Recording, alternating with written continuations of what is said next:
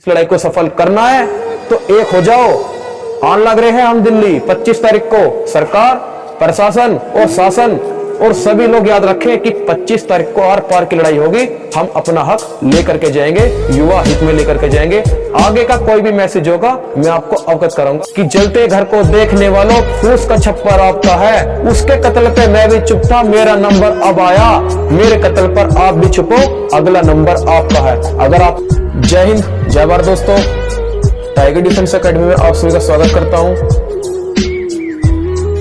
जलते घर को देखने वालों, फूस का छप्पर आपका है। उसके कत्ल पे मैं भी चुप था, मेरा नंबर अब आया। मेरे कत्ल पे आप भी चुप हो, अगला नंबर आपका है। समझ जाओ वक्त कम है, लड़ाई बड़ी महत्वपूर्ण है। इसे लड़ने के लिए आपको एक होना पड़ेगा, संगठित होना पड़ेगा। यदि आप लोग एक नहीं हुए, यदि आपने अपनी एकता का परिचय नहीं दिया तो हार निश्चित है। मैं किसको बोल रहा हूं ये आप लोग भली भांति जानते हैं। मैं उन एकेडमी संचालकों को बोल रहा हूं जो भारतीय सेना की तैयारी करवाते हैं, जो बच्चों की एक मांग है। जैसा कि मैं बात करूं, 3 साल से भारतीय सेना की भर्ती रुकी हुई है। 3 साल से गरीब घर का बच्चा इंतजार कर रहा है। 3 साल से गरीब घर का बच्चा अपनी हड्डियां घिस रहा है। अपने परिवार वालों से एक ये उम्मीद जागृत कर रहा है कि अगर मैं भारतीय सेना में भर्ती हो जाऊंगा तो मैं भी अपने परिवार का सुधार करूंगा। उस बच्चे को देखो जिस बच्चे के पिता का साया उसके सिर से चले गया।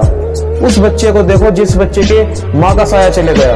उस बच्चे को देखो जिस बच्चे के घर में आज चूल्हा भी तब जलता है जब वो मेहनत करके लाता है, जब वो मेहनत करके कमाता है, जब वो मेहनत करता है।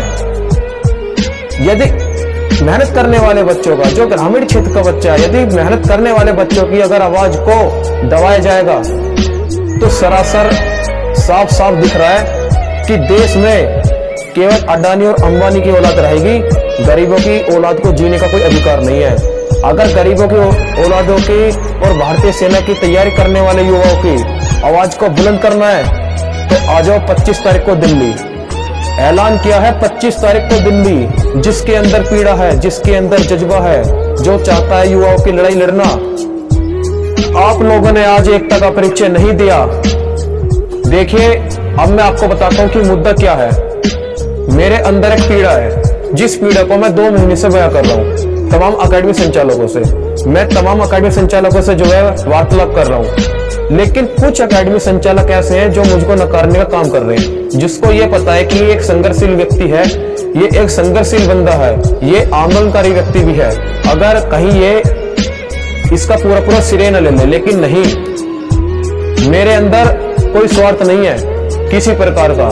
ऊपर वाले का दिया हुआ सब कुछ अपने पास है। लेकिन मैं जो आज मैदान में आ रहा हूं, मैं जो आज रोड पर आ रहा हूं, वो केवल और केवल इसलिए आ रहा हूं क्योंकि मुझे प्यार केवल उस शख्स से है, उस बच्चे से है जो भारतीय सेना की 3 साल से तैयारी कर रहा है, जिसके मन में चाहत है, जो मेहनत कर रहा है, जो 3 साल से रुकी हुई भर्ती में भी मेहनत कर रहा है, जो मोटिवेट है, जो कोरोना काल में भी रुका।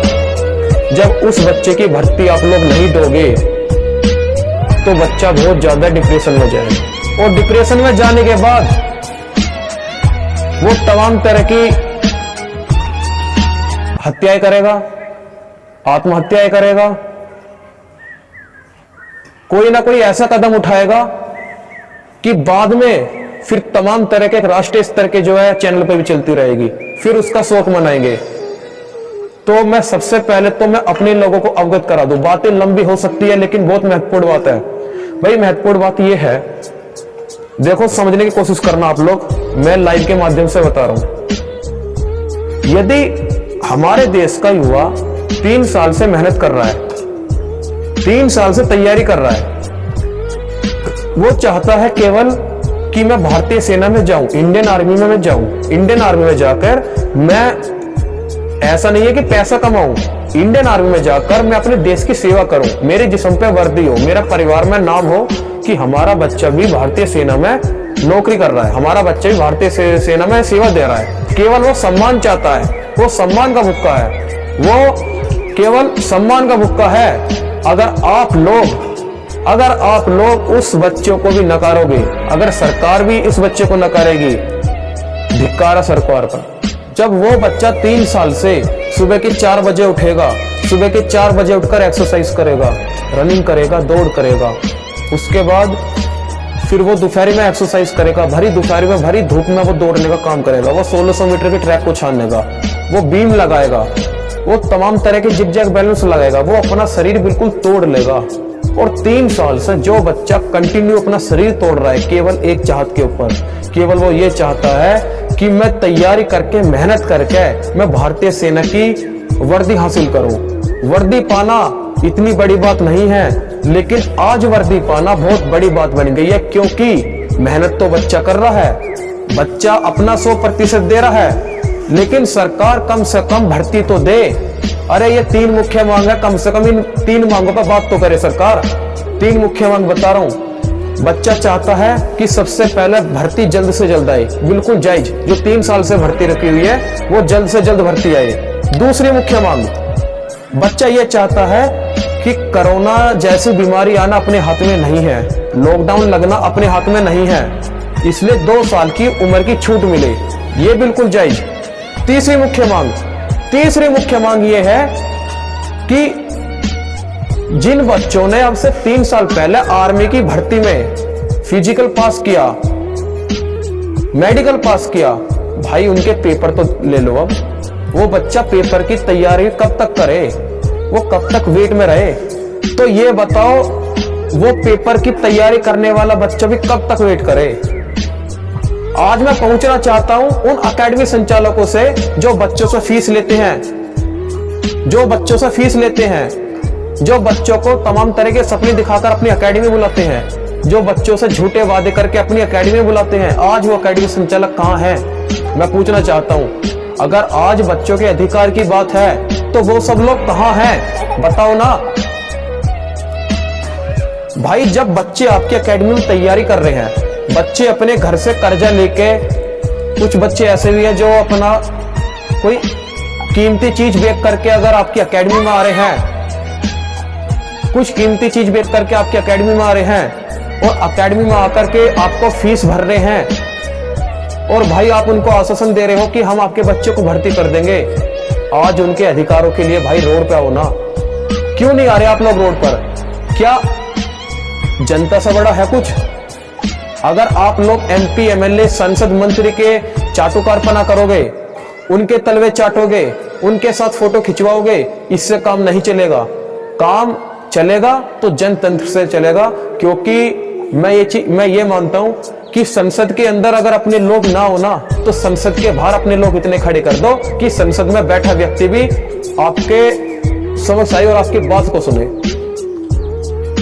तो जनतंत्र में ताकत है भाई, जनता में ताकत है। आप लोग आओ ना। क्यों नहीं आ रहे आप लोग? किसी एक व्यक्ति विशेष की वजह से कुछ नहीं होने वाला, आप सभी लोगों को आना पड़ेगा। मेहनत करने वाले मेहनत भी कर रहे हैं। जैसे मैं नाम लूं एक संदीप फौजी जो राजस्थान से है, संदीप फौजी है, वो व्यक्ति लगातार 8 महीने से संघर्ष कर रहे हैं, लगातार अपनी वीडियो बना रहे हैं, लगातार बच्चों को जागरूक कर रहे हैं, लेकिन वास्तव में जो संघर्षशील व्यक्ति होगा ना, उसको नकारने का काम ये लोग करेंगे। मैं किसी की निंदा, किसी की बुराई करने नहीं आया, मैं केवल ये बताने आया हूं कि भाई जब आप लोग आश्वासन देते हो परिवार के लोगों को कि एकेडमी में रह करके हम इसको भर्ती कराएंगे, जब आप आश्वासन देते हो कि हमारे यहाँ फीस जमा करो, बच्चे को हम तैयार करेंगे, भाई आज उनके अधिकारों के लिए आप रोड पे आओ ना। आज बच्चा देखो, अधिकार मांगने से नहीं मिलता। अगर आपको लगता है कि अधिकार मांगने से मिल जाएगा तो ये आपकी सबसे बड़ी भूल है। भाई अधिकार छीनना पड़ेगा, अधिकार मांगने से नहीं मिलेगा। अधिकार आपको छीनना पड़ेगा, और कहां जाकर छीनना पड़ेगा जानते हो? अपने जिले में कुछ नहीं होने वाला, अपने प्रदेश में कुछ नहीं होने वाला। अगर जाना है ना तो दिल्ली जाओ। पिछले साल किसान भाइयों को सरकार ने परेशान किया, अब की बार देश में तैयारी करने वाला, देश हित का प्रेमी, देश की सेवा करने वाला आज भारतीय सेना का बच्चा परेशान है।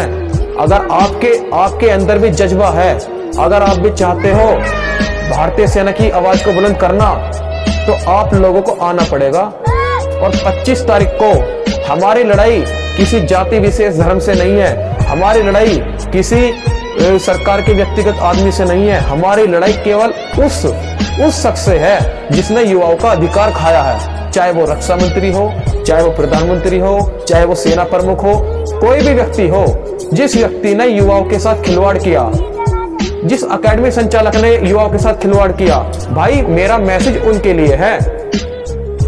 अगर आप लोग देखो, मैं तमाम तरह के एकेडमी संचालकों के अगर नाम बोलूंगा तो वो फेमस होंगे, लेकिन नाम या तो सबसे बुरे लोगों के लिए जाते हैं या सबसे अच्छे लोगों के लिए जाते हैं। इसलिए मैं आपको बता रहा हूं, इसलिए मैं आपको तेरा साले चांटे लगा दो सबका। इसलिए मैं आपको बता रहा हूं कि आप लोग एक हो जाओ, आपसी मतभेद में एक दूसरे को मत बांटो। भाई इसमें आपका कुछ नहीं जाएगा, आपका भी लॉस है। अरे जब भर्ती नहीं आएगी तो आपके एकेडमी में बच्चे कहां से आएंगे, और जब बच्चे नहीं आएंगे तो आप फीस कहां से लोगे, और जब आप फीस नहीं लोगे तो भाई आपका घर कहां से चलेगा। चलो मैंने तो स्वार्थ वाली बात भी आपके सामने रख दी, अगर कहीं ना कहीं स्वार्थ वाली बात तो मैंने वो भी रख दी, लेकिन भाई हमारा जो पहल है ना, वो पहल ये है कि आप लोग स्वार्थ के बिना भी काम करो।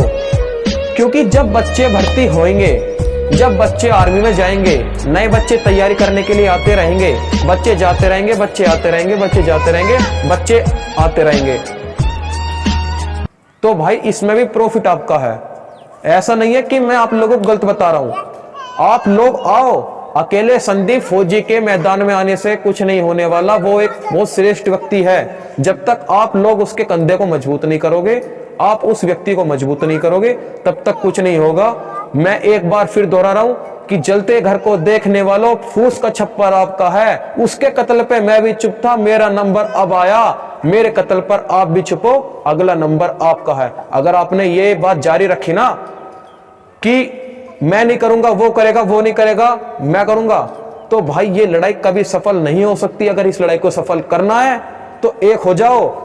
आन लग रहे हैं हम दिल्ली 25 तारीख को। सरकार, प्रशासन और शासन और सभी लोग याद रखें कि 25 तारीख को आर पार की लड़ाई होगी। हम अपना हक लेकर के जाएंगे, युवा हित में लेकर के जाएंगे। आगे का कोई भी मैसेज होगा मैं आपको अवगत कराऊंगा। जय हिंद, जय भारत।